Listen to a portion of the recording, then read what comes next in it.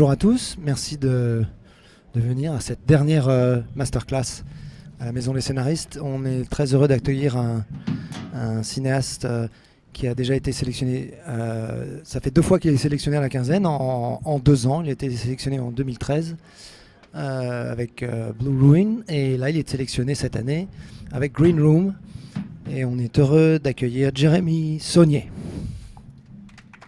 Thank you. Merci. So the first question we want to ask is, how does everything begin? How does the desire of being a filmmaker begins? For me, it began at an early age. Before I was doing motion pictures, I was taking photographs of dioramas that I would build. I would construct little scenes out of models I had built or action figures. I was big into creature features, Godzilla movies as a child. Very typical for a young boy growing up. But this is before the internet. You had just sort of the craft of it is what appealed to me. And so I'd photograph these little scenarios in my backyard. And then one day my mother brought home a VHS camcorder. And she was researching things for the university where she worked. But I just took that immediately and took it into the backyard and photographed my first movie the very first day. And so I don't know why exactly I gravitated towards it, but it fulfilled everything I wanted to do as far as my tactile approach to making things and archiving them. I made a sketch comedy thing, the first thing. But that evolved quickly. When I would go to Universal Studios, Florida, I'd beg my mom to take me there, or visit Hollywood when I was 18 for the first time. I was enamored with the industry. I loved cinema, and it was my dream to sort of recreate whatever I saw back in my the yard at home. And I had access to Super 8 cameras and learned a more formal discipline at a very early age. Again, without video, about exposure in the technical world of filmmaking. It was also very social for me. I found most of my lifelong friends through a mutual love of filmmaking. So for me, it's just been part of my life from very early on. And we've been making movies together since I was about 8 years old. You're a writer and filmmaker. The desire of writing, really, where does it come from? The stories you want to tell, where does it come from? Well, there's definitely a desire to tell stories, but I never thought of myself as a writer. I was actually too intimidated. I think writing is the hardest part. And it is funny how the film industry is geared towards the director. For me, the writers are the authors, and they are the creators of the stories. And I never thought I would be able to do that. So my writing was born of necessity. I was never going to get random directing jobs. Like, hey, Jeremy, you're that kid from Virginia. You should just direct this $80 million movie. It was just about, I'll never get a chance to direct. And if I want to, I have to write my own material so that I can direct it. That happened with my short film, my first feature, Blue Ruin and Green Room. I think it's just intuitive. Now, as I started to write more and more, I felt more comfortable with it, and it has since become the most pure creative expression of the process for me, because you're just alone with your typewriter or your computer, and there's no filtration between you and the page.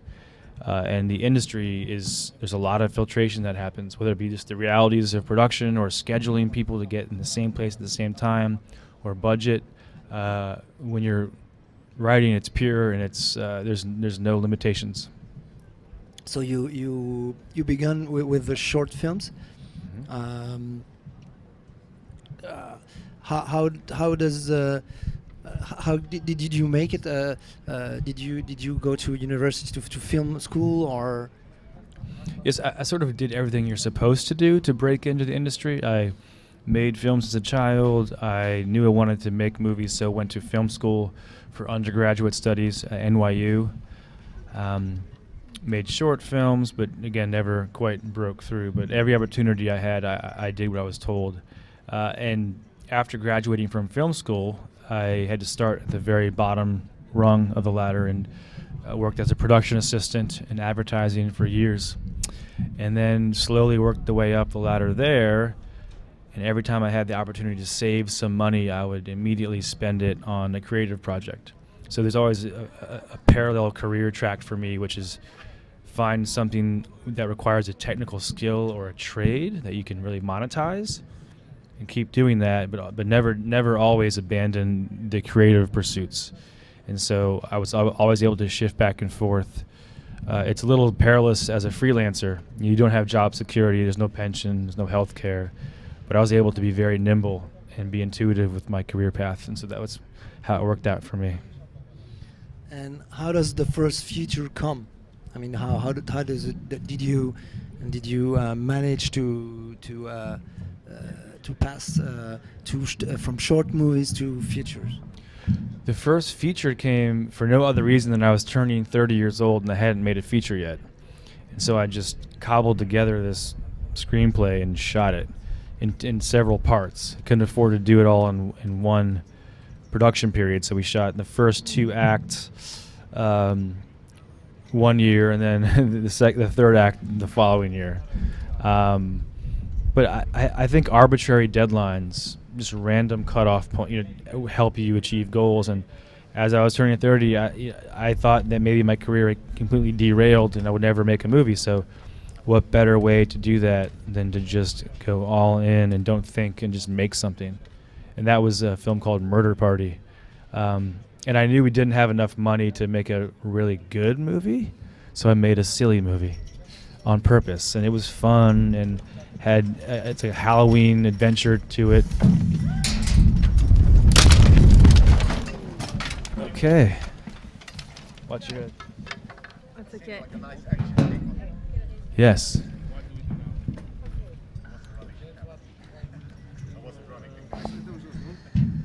Did you get it on tape? Are you okay? I'm fine. Okay. That was a plot point. Exactly. A little shock. The corner of my eye. Ça va? Ouais, Okay. je l'ai vu en fait. I'm gonna put my collar up now. To look, So we look were cool. talking about murder movie, Yeah, murder Murder party. party. That's it. murder party, So We're in. and Yeah. murder masterclass. and Murder Party, it was by no means a perfect movie. It was just something I did, but and it was good to have that under my belt so I could keep moving. But it was 6 years between Murder Party and my next movie. I didn't make money on it. I had fun with my friends and archived a certain time and place of my career, and most of the cast were just my friends from high school. But we did it. Yeah, that's how you get it. You just do it. You didn't have a production. You just Well, it was self-funded. Yeah. Yeah, so all the advertising money that my wife and I had been saving went into Murder Party, and it was devastating in my career. I mean, you kind of get into a cycle, and people hire you for camera jobs. Because I gravitated towards camera because it was, again, a technical trade that was useful to other people, and you could get hired day by day. But we blew everything on Murder Party and took years to recover. It didn't make all the money back, but we almost broke even on it. But also, I lost my footing in the industry. So the camera people were getting hired, but it wasn't me. Because once they start calling you and you're saying, "Oh, I'm making a movie," and months go by, they stop calling you. So I had to start again from the very bottom after that movie, and it was pretty tough for a while.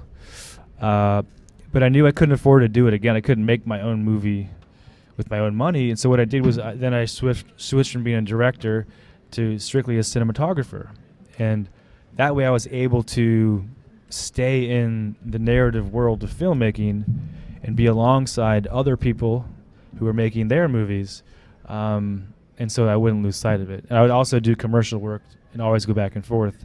But as I was doing this, I always was there to serve as a cinematographer and to help realize someone else's dream or vision.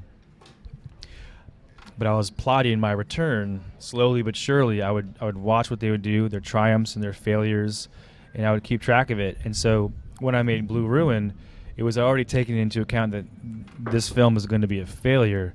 I'm not going to win people over. I'm not going to get approvals. I'm not going to get a bunch of money thrown my way.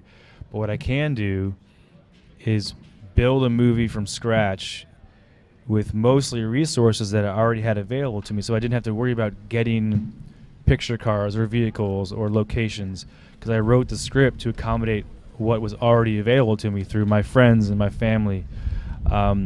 And that was a great way to do it. I also gave myself the luxury of a 30-day shoot, which as a cinematographer for these, properly done funded movies, it was just it was tragic to watch 2 or 3 years of development for a script and the passionate push by a director to get it done, and then an impossible schedule that would obviously compromise it from the very beginning.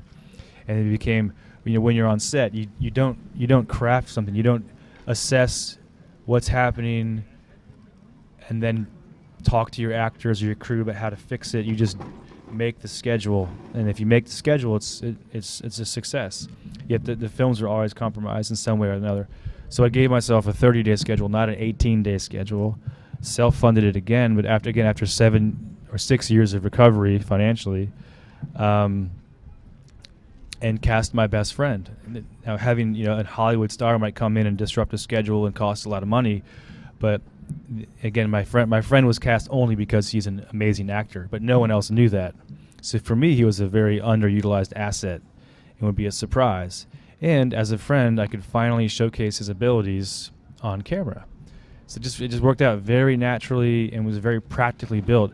And that way, if I built it practically from the beginning, then I would not compromise. I wouldn't be surprised when my genius script that I wrote couldn't be budgeted or scheduled properly because it was already built in. And again, I can't do that again. I've already used all my resources, but it was very important for me to reach that milestone and not worry about approvals or financing. And that was great because I was able to really embrace it early on and get lost in the character. And that was my favorite experience writing, was just making Blue Ruin, because I was actually inspired by what I had. I wasn't like having to settle for what I had. I used what I had around me, and I built this story that I was really proud of. Did you, were you also a DP on Blue Ruin? I was. I felt that particular story, because it was so spare and bare bones and purely visual, that serving as my own cinematographer would actually help the movie, because there was no translation issue. It was mostly a character in a location alone, and so I could look through the eyepiece and pre-visualize the movie, and it was kind of effortless and appropriate. But for the next film, it was not appropriate at all. Did you find is it an advantage to be a DP on your own film, that you write, you direct, and you photograph? For Murder Party, I think my cinematography was not very good, but I hired myself and I learned a lot. So my first film, I think I may have done the project a disservice, but that's how I got to Blue Ruin. I think it was in that case very appropriate, because we used very small cameras and very lightweight gear, not big cinema packages. But I knew how to use them, and again, I spent years learning the tools of the trade. Also, technology is evolving constantly, and there was a crossroads where these little teeny cameras finally looked amazing, and that's when I finally decided to take the plunge and do Blue Ruin. I wouldn't have done Blue Ruin if technology had not evolved, because I was waiting and waiting and waiting so I could put it all on screen and make it look as good as possible. But I think for that particular project, it was very good, because usually when I write, like the origin of my sort of relationship to cinema is like me in the backyard taking photos. So it's always a visual way into any story that I want to tell. So when I write a movie, it's because I see it first and I'm jotting down what I see. Of course, I can always go back and refine dialogue, but I write very visually, and that's how I approach narrative. So your work as a DP on commercials, on other films, helps you to write Blue Ruins? Yes, and also mostly working as a cinematographer on other independent films, because to be quite honest, my work in commercials, I don't stand by. It's so many committees and you're trying to sell a product, and it just creatively it wasn't attractive at all. So I don't refer to any of those commercials as although I will say, doing some corporate videos, I was forced to do, B-roll, extra camera work for like an IBM video, and they put a backpack on me and gave me a camera and a tripod and a little dolly slider, and so I was able to do like a one-man band execution of some very elegant shots, and that definitely inspired how I shot Blue Ruin, the same exact camera package, but telling a story that I was truly invested in and I thought worthwhile. But the commercial stuff was just to pay the bills. Just to pay the bills. Are you inspired mainly by genre movie or a kind of horror movie? Yeah, I gravitate towards genre films just because they're visual and they're kinetic and they have the high stakes and the experience that I'm looking for as an audience member. But a short film I did in 2004 was just a dreamy comedy, very simple, very human, and I'll sort of maybe continue the cycle, and my tastes will shift as I evolve or devolve as a filmmaker.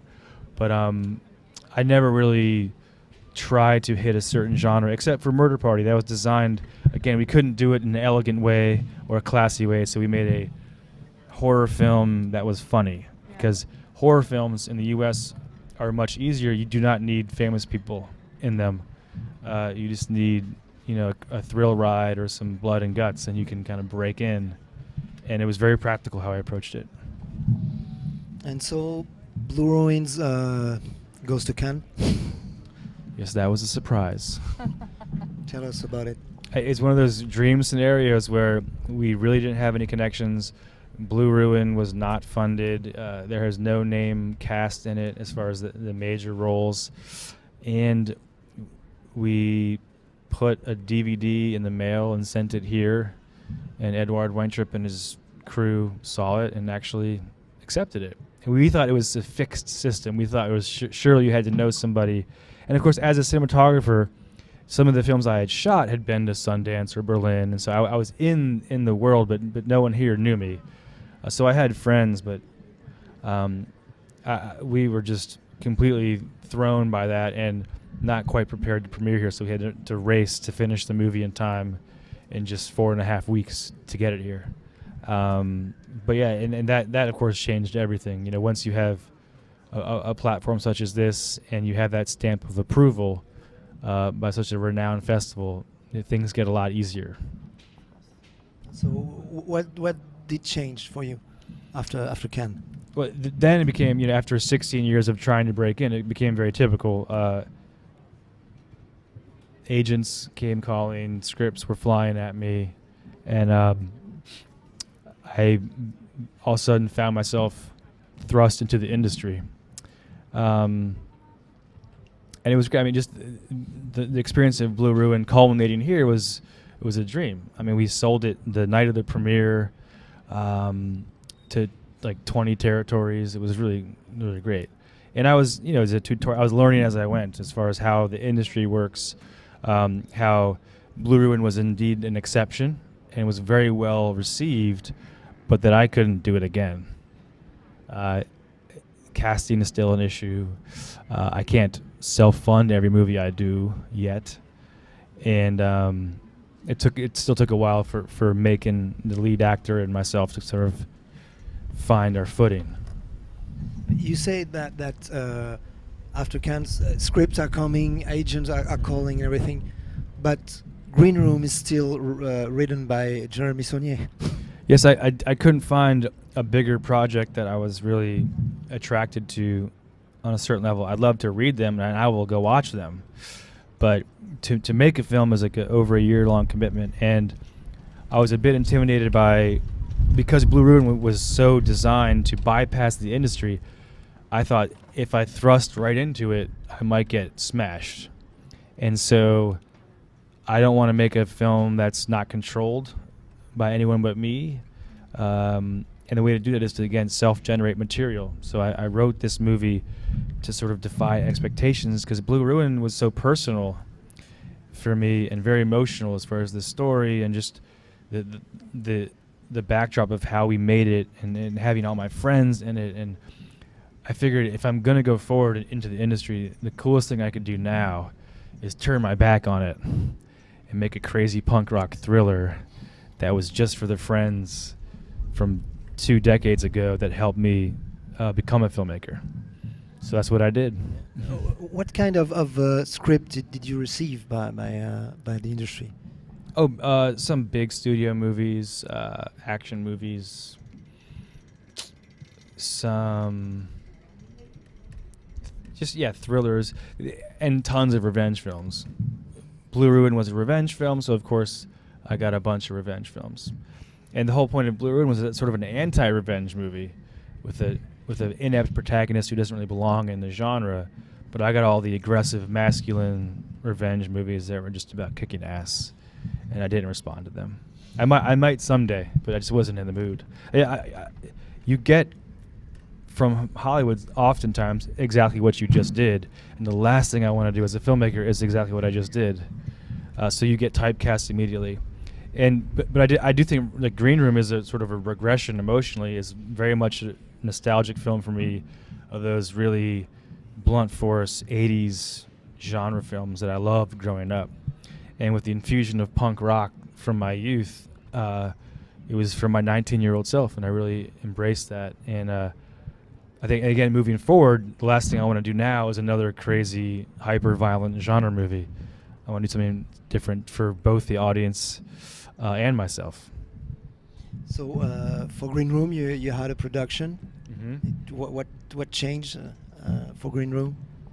It was just as difficult, but it was different. And thankfully, it wasn't my own money at risk. But I take it very seriously. Having self-funded 2 movies, when someone invests in my movie, I protect that investment. And so I worked very hard to keep the project on track and give everything I had. But it was exhausting. It was a fast-track project. Knowing that I had momentum from Blue Ruin, I wanted to sort of capture that and not get bogged down in development or writing drafts of screenplays for other people. The issue is once you take money, it's not yours. If I were to pitch an idea and someone funded that script, all of a sudden, they would have control over it. So I wrote a movie on my own, and then we announced the film a year ago at Cannes. And I didn't want to think long and hard, because the film itself was supposed to not be as emotional and personal. It's supposed to be an insane exercise in tension building and physical cinema and the experience of it. And so I wrote intuitively, I wrote fast, and I didn't want to overwrite it and keep making it smarter and then take all the notes from studios and make it into something totally different. So that was an exercise in just willing another movie to get made, and it was extremely difficult because people who are on board to support the movie oftentimes aren't devoted 100% to what you're doing, and so with a compressed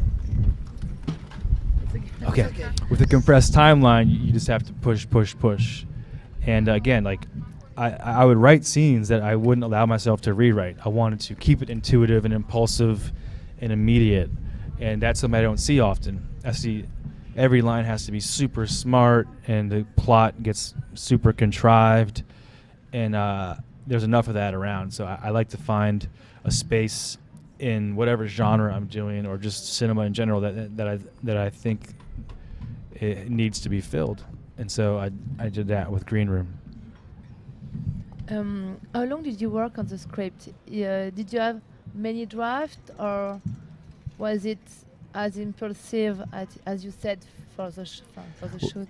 Well, I've been thinking about this scenario for years. Yeah. Just because I felt like it'd be an awesome place to set a siege movie, is in the green room, the waiting room of a punk rock concert. But when I didn't find the right script on the festival circuit for Blue Ruin, I kept waiting. So I started to write November of 2013. That was page 1, on the way to the Los Angeles Film Festival on a plane. And then within 1 year, we had wrapped the production. So it was very much fast-tracked. And I think it was about, the first draft for me is always the longest because I really want to get it all out there. And then I think it was about 3 drafts, and then a 4th right before we shot. So the location began the process. It's when you found the place you wanted to shoot. Is that? Well, in theory, like narratively, yes, but to actually physically find the location where we produced the movie was difficult. And we never actually found the right environment, so we had to do a lot of set building. That was another new thing. Was with Blue Room, I built the script around what was available, and with Green Room, we had to fabricate almost the entire thing. Yeah. So we were, we'll go to some punk rock venue and shoot this movie, but I'd already baked in a lot of the physical environment and the choreography and just the space. So we felt the easiest way to translate the script was actually to build it custom to how I envisioned it. So I drew an overhead diagram of what I was thinking when I wrote it, and it's almost embarrassing to see a crew of 30 people constructing it in a huge soundstage. But that being said, it was all about trying to keep it grounded and real. So we did find exterior locations that would suit the story. But yeah, it was pretty much built to order in a very short amount of time. When you write the script, is it very precise, or do you leave a lot of space for when you direct, or when you see the locations? Super tight. I mean, because it is so immediate and detail oriented. We're trapped in a room, and I wanted every line of dialogue to mean something. I mean, it had to be real, and it was never supposed to be expository, but it was all about to make something seem effortless and sloppy takes a lot of work technically, and there was just no room given the heavy construction builds and the stunts and the blood and the action for improv. So we found a few magical moments on set that came naturally, but for the most part, it was very much a locked script that was adhered to throughout production. The other thing is, when you're shooting everything out of order, it gets very dangerous to improv. So we were shooting all the exteriors first, and then we were shooting the interiors, some out of sequence for the benefit of the stunt teams or the pit bulls, whatever it was. But once you start to deviate, you'll kick yourself later, because you remembered why you had that one character not wearing glasses in that scene. These little things like, oh yeah, because they're going to pick him up later, and you get really lost, and it can be a disaster continuity-wise. So because of the nature of shooting it scattered and out of sequence, we were very tight with the script.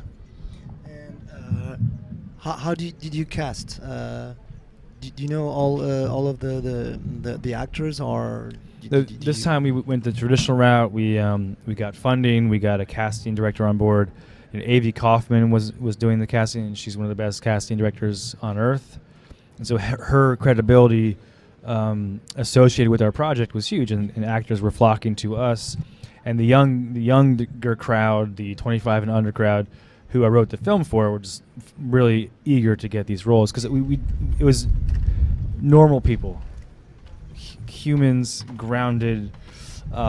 These characters were not action heroes, so them having a chance to be in a really intense action scenario was very attractive for them. And so we have Imogen Poots and Anton Yelkin and a whole bunch of other kids that were fantastic and very eager. It's important to me.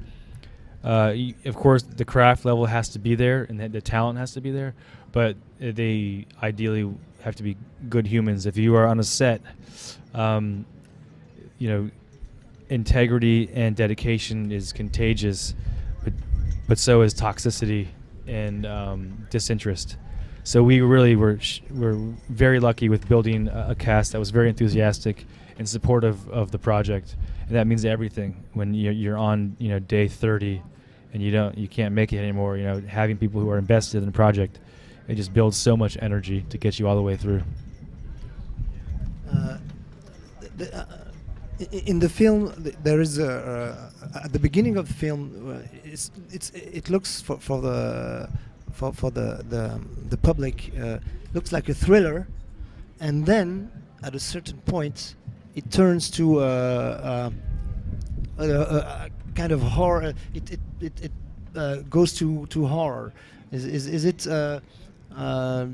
Is it something you felt in when you were writing? You were writing a thriller, and then you feel like go to the horror. How does it? Yeah, I don't really respect the boundaries between genres. I just kind of make stories. But the film had to evolve, and for me, it has a horror aesthetic to it. But as far as the characters are concerned, it's just a war movie. They're fighting, and because I deprive the audience of certain information as the characters trapped in that room, the horrific acts of violence might seem like they're from a horror film, but later it's revealed. I mean, there's every act of violence except for very one impulsive act in the beginning is practical. It's motivated. It's not about torturing. There's no sadism here. It's disgusting, disturbing, and brutal, but it's to serve a very basic necessity. And so as long as I kept the violence grounded and motivated, I didn't adhere to any rules. But I've heard people refer to it as a haunted house movie, and it's a siege movie, a horror movie, an action movie. It's everything, and that's kind of what I like out of it is that it rides the line and takes turns that you don't expect. You're really on the edge. It's not really a horror movie, but it has some piece of horror movies and some pieces of thriller and some pieces of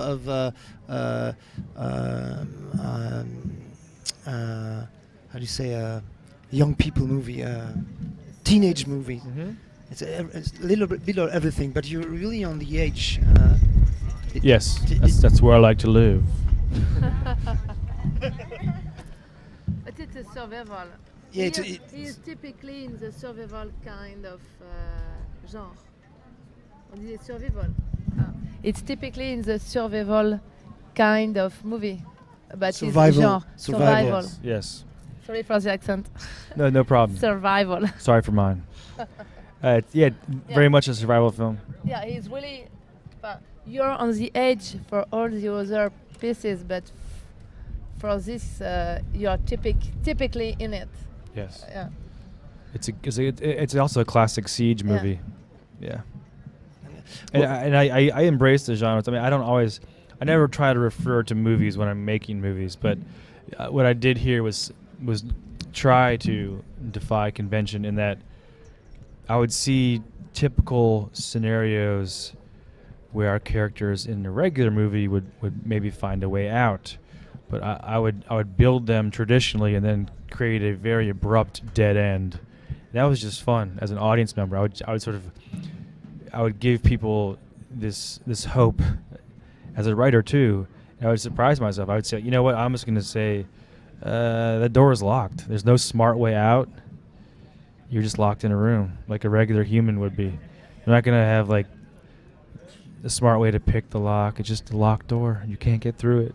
And it causes a huge, narrative shift in the movie. And same with, people who are perceived to be the typical savior. They come in to save the day and then they're not around the next minute. So,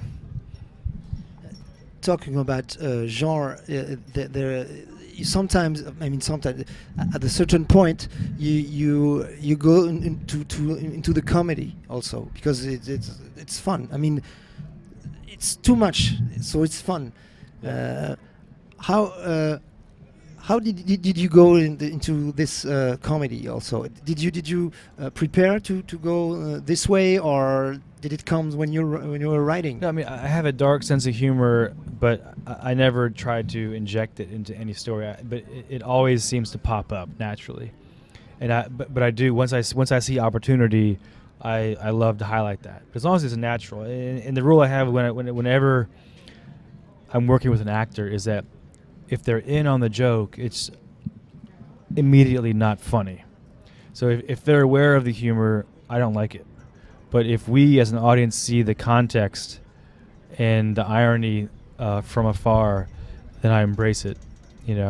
Other than a few overt jokes in the movie, but oftentimes we need a release, And sometimes people laugh when I don't intend them to laugh, and that's. But I find that if you don't vent your movie with a little laughter here and there, that with such an extreme film, they'll find their own vents, and laugh when you don't want them to. So, it's also what's cool about movies is that from audience to audience and venue to venue, and country to country, there's very different responses, and I like that. I like when people walk out of this movie because of one very sudden extreme act of violence. I don't get mad. It's gross. It's when I filmed it, I was sick to my stomach. I didn't like it at all, so that's okay.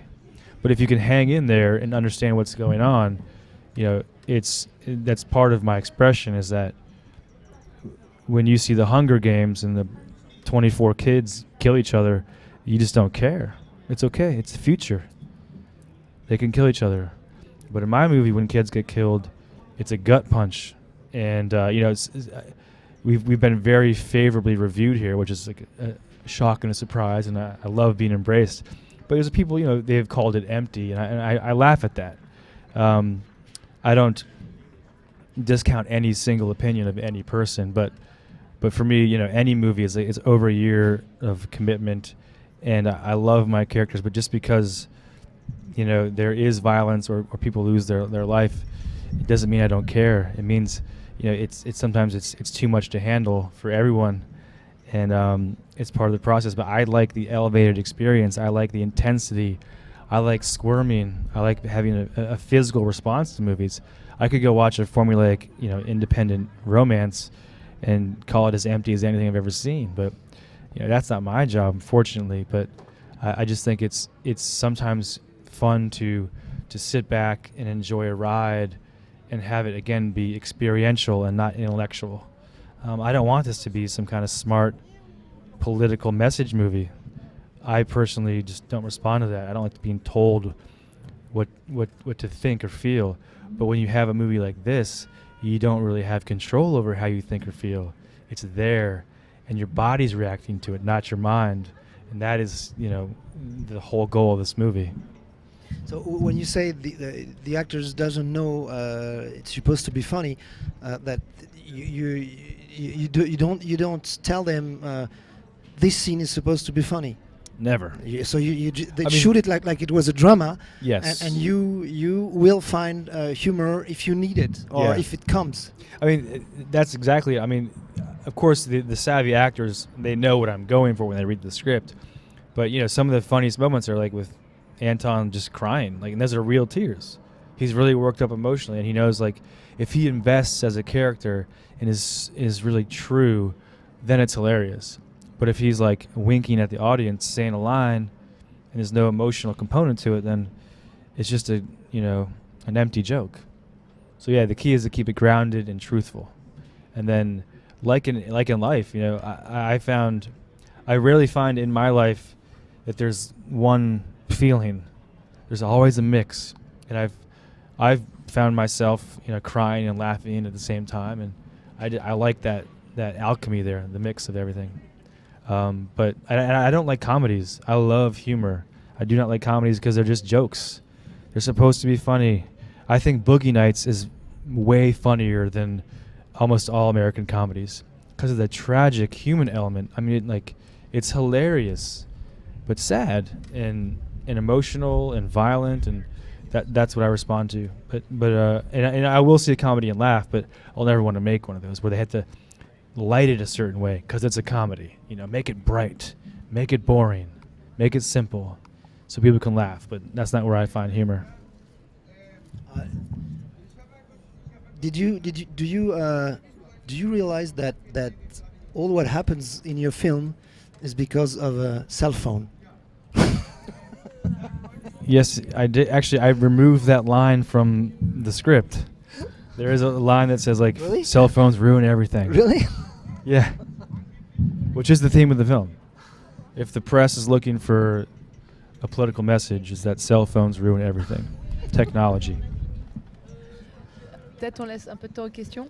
Maybe we will keep 10 or 15 minutes for the Sure. for question.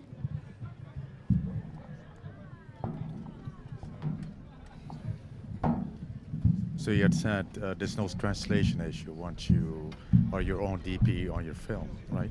There's no translation issue, right? Right. But at some point you had to take on a dedicated DP, didn't you? Because For Green Room, I did. right, because there was the act of juggling many roles, so to speak, as a director Yes. and DP became probably too much. But is there a time that that you got a sense that you could that you got your favorite DP and that you would want to work with him again? Or her. Or her. And I know that you don't like doing the same thing twice because you know what you described at Hollywood is doing to you. But is it you know, because they're famous directors who always had their famous favorite DPs. But do you like to stick with a DP, or do you like to change from different styles? You know, different DPs who have a completely different approach to things. How do you feel about that? Well, for Green Room, it was great having a DP because I knew it was way too much for me to handle technically. Yeah. Going forward, you know, working with Sean Porter was fantastic, and I hope to work with him again under a little less stress. It was a very intense shoot. But I don't. Yeah, being my own DP was in some ways, you know, how I got here. But also, I don't have the team. I don't have a lot of collaborators because I was forced to do so many things myself. But there is people close to me, like, you know, Macon Blair, the star of Blue Ruin, is a fantastic writer. So I do work with him often, and I hope to direct a few of his scripts in the near future. But I think each project now I'll just reassess who the DP might be. The other thing is scheduling. A lot of the top DPs simply aren't available and have no idea who I am. So as long as it's the right fit for the project, I'll probably keep working with DPs, including Sean Porter. Whoever's available, we'll see. We'll sit down and see who has the closest idea. Actually, maybe not the closest vision I have. Maybe a totally different one. I might need to have less involvement in the camera, but it's hard to experiment on a film, though. I feel jealous, like some people have developed teams over the course of decades leading up to a career, but it is so much at risk as far as a new collaboration. I think my nature is to stick with what I know. All right, so Sean Porter's hired. And how did you feel about not work as a DP on Green Room? It felt good on this one because there was such an ensemble cast. Again, with one person in a location, the camera was the direction. It was that was so effortless. But in Green Room, there's like people all around you, and they're all talking and yelling and fighting, and machetes are. So I needed to keep track of the scenario and really lean heavily and divorce myself from the camera department.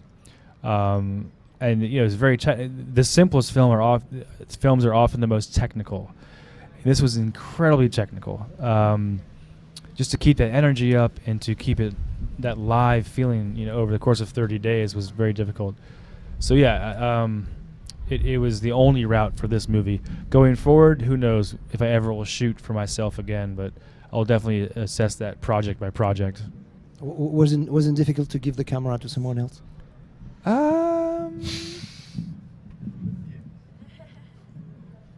It was difficult to work with a big camera because it moved slow. And I was coming off of Blue Ruin, and it was like this little teeny 5-pound camera. I owned it. I owned the lenses. I owned the slider. And we were running around shooting, you know, 16 shots at dusk, which you cannot do on a big production. So it was definitely difficult to use the traditional large format camera and have dolly track and big gear and lots of crew members moving it bit by bit. If we had more time, it wouldn't have been so stressful, but it was hard to acclimate to more money and more resources and a much slower pace.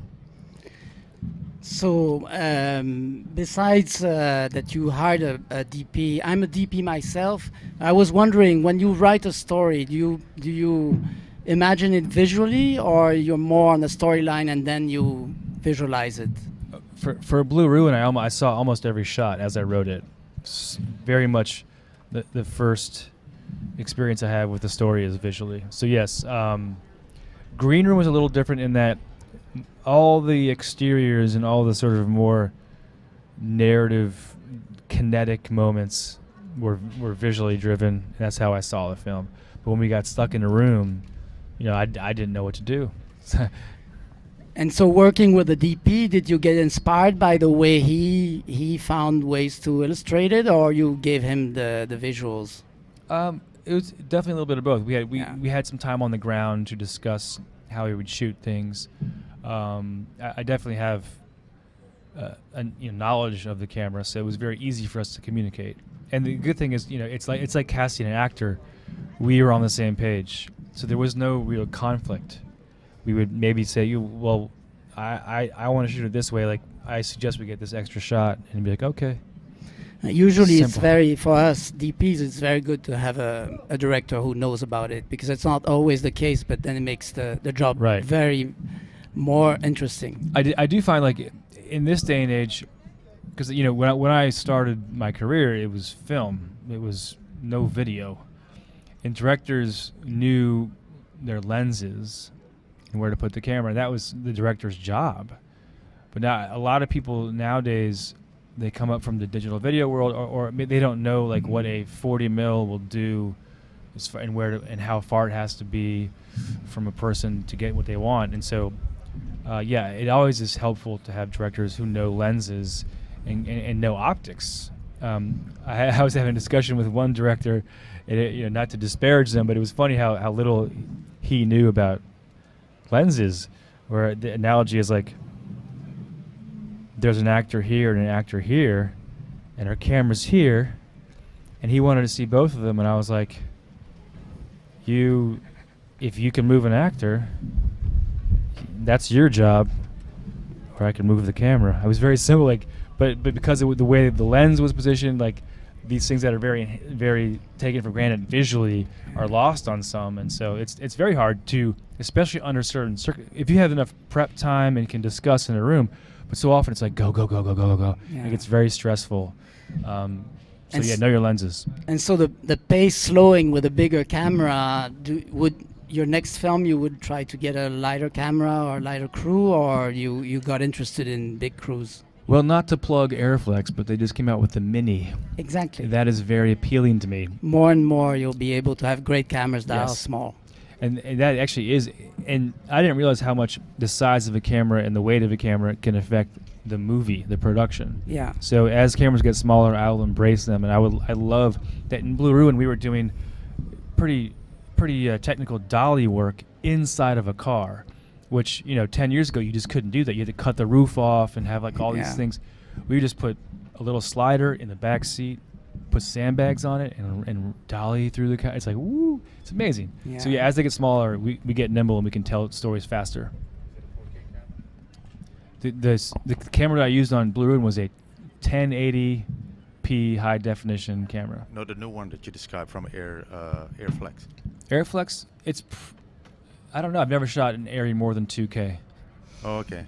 I'm not. Resolution is like, we have all these filmmakers trying to increase the frame rate, and I don't care. I want to keep it small and Right. 24 frames. Yeah, just a brief comment on, let's say, the rules of classical cinematography. Vittorio Storaro says always, don't have this attitude, you'll fix it in post, do it right in the camera, and the rest will take care of itself. Can I just ask you just one question about you as a director? When you present a scene to an actor and you don't tell them, like you said, that it is supposed to be funny, how do they feel afterwards? Do they feel violated in any way? Oh no! I don't do that to trick them. It's more we can discuss again the moments that are funny. Sometimes no one knows it's going to be funny, including myself, until the end. The key is just to keep the character on track, but never to ridicule them. Okay. So I actually haven't encountered that situation yet, where they're a little disappointed in how things turned out as far as like how their character is treated. But And how do you feel personally when people laugh when you don't intend them to laugh? It's fine. It's never like forbidden.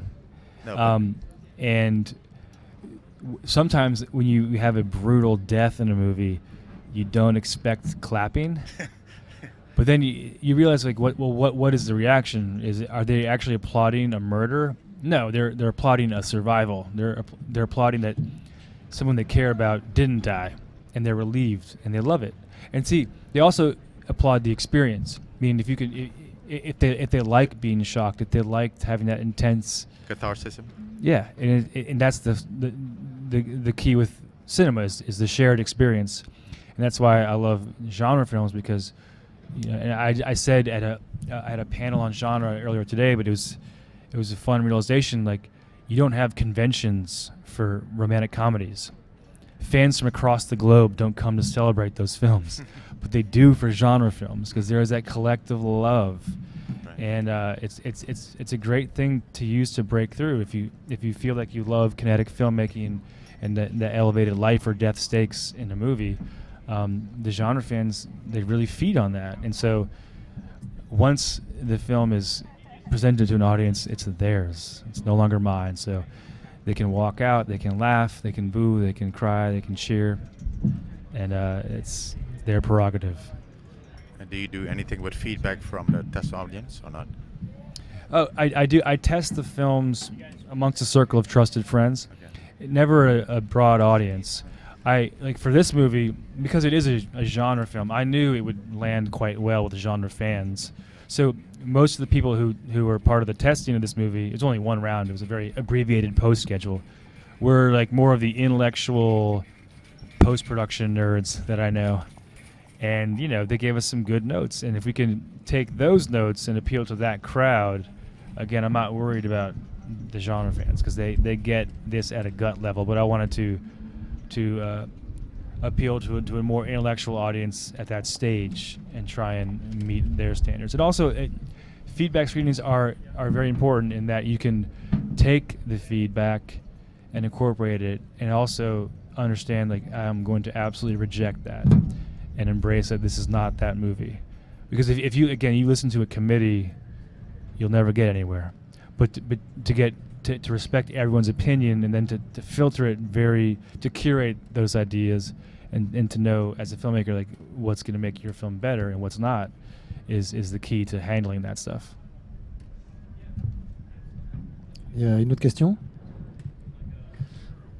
What is your next film? What do you want to film as a story? Well, the danger is trying to find what I want, because it's rare. I'll just keep the search on, and whatever I gravitate towards, I will try and do. But if I were designing a film for myself, it would be again a very visual story, but I imagine there'd be a little less of a body count and a little less of a genre film, because the key for me is that I don't want to do one thing. I want to explore new territory, and I might come crawling back happily to do another insane genre film. But again, I've been living with this for 18 months. I've seen the shocking horrors that the audience is responding to over and over and over again for 4 months of editing. So I need a break myself. And I have an idea that that might take hold, and it's more of a adventure film. It has a romantic element to it. So we'll see. You don't have the project right now? Well, there's some offers. I could maybe do a studio movie too. Who knows? Maybe an action film. We'll see. It's got there's so many factors that go into how you choose a movie, and it has to do with the last film you did, what you're being offered, and what you feel like you can dig into for over sometimes a year or two, or maybe 3. And that's a huge commitment, and for myself and my family. So I do think eventually I'll make a film that my children can see, but I'm not interested in Spy Kids right now. Okay, thank you very much. You have one question, very quick. No, last question. How Better be good. Let's see. How do you work? Do you to write? Do you lock yourself during 3 weeks somewhere, or do you write every day, 2 hours per day, or how is it? Yeah, I haven't really developed a process yet, but I love it. And Green Room I wrote on the festival circuit. I was just kind of doing other things, and whenever I found a moment, I have a calendar, and I just chart my page progress, just because it helps. Hold on a second. Okay, good. Traumatized. For Blue Ruin, it was great because I just had enough of my commercial job. And January 1st, 2012, I just sat down and took months off to write. And again, but I knew it was going to be made because I was funding it myself. So I made it to order, and I had a great experience doing that. I find myself, I tend to work better with sunlight. I like to write. If I have a good idea, I'll get up and just start pacing and see if it's good. Some weekends I'll do 10 pages. Some days I'll do less than 1. And I'll take breaks. I'll go get coffees at the local cafe. I do most of my plotting when I jog. I find, as a father of 3 and a husband, like when I'm in my office, it can get a little hectic. I love my little visits from my kids. But to get blood flowing and to have just I'm physically occupied, I can't think too much. My mind wanders, and that's the hardest part, is to get to that place where you can just be a human and feel that blood pumping, and just your mind starts to travel, and that's when I start to sort of mechanically break down plots. So I need a lot of time away from the computer to write. And I love the tactile process of typing and writing dialogue. And there's the shock of understanding what you just wrote is terrible, and then you have to build it up again. But I do a lot of thinking and procrastinating and pacing and caffeinating.